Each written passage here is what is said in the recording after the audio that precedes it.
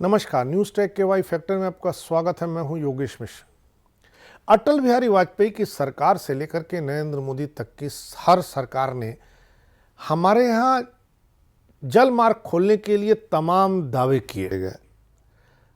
हर बार दावों की हवा निकलती दिखी, लेकिन अब लगता है नरेंद्र मोदी की सरकार के दौर में ये दावे आकार ले लेंगे और अगले साल के जनवरी महीने में आपको गंगा विलास क्रूज का आनंद लेने का मौका मिल सकता है। तकरीबन 4000 किलोमीटर की यह जल यात्रा दुनिया की सबसे लंबी जल यात्राओं में शुमार की जाएगी।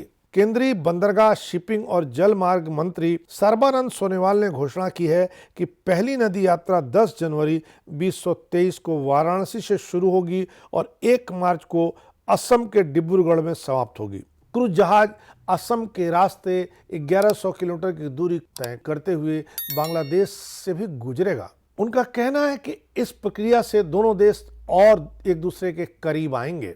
सोनोवाल ने ट्वीट किया, दुनिया का सबसे लंबा रिवर क्रूज अगले साल जनवरी में अपनी यात्रा शुरू करेगा।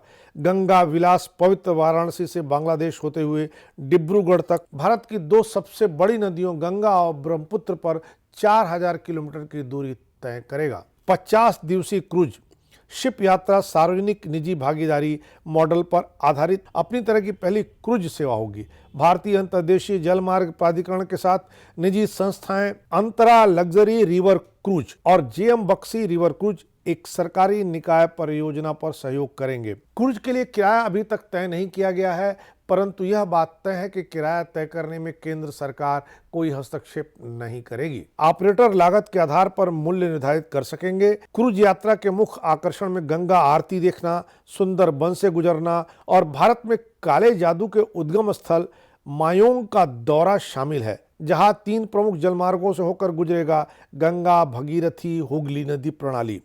भारत बांग्लादेश प्रोटोकॉल रूट यानी कोलकाता धुबरी और ब्रह्मपुत्र पर राष्ट्रीय जलमार्ग। केंद्र सरकार और सोनोवाल की उम्मीद है कि इसके शुरू होने से न केवल जल मार्ग से परिवहन की प्रक्रिया तेज होगी, लोग जल मार्ग से यात्रा करने में दिलचस्पी दिखाएंगे, बल्कि जल मार्ग से कार्गो सेवाएं भी बहुत तेजी से संचालित की जा सकेंगी और यह जो दुनिया का सबसे बड़ा क्रूज रूट होगा, यह सैलानियों के लिए आकर्षण का सबब भी होगा।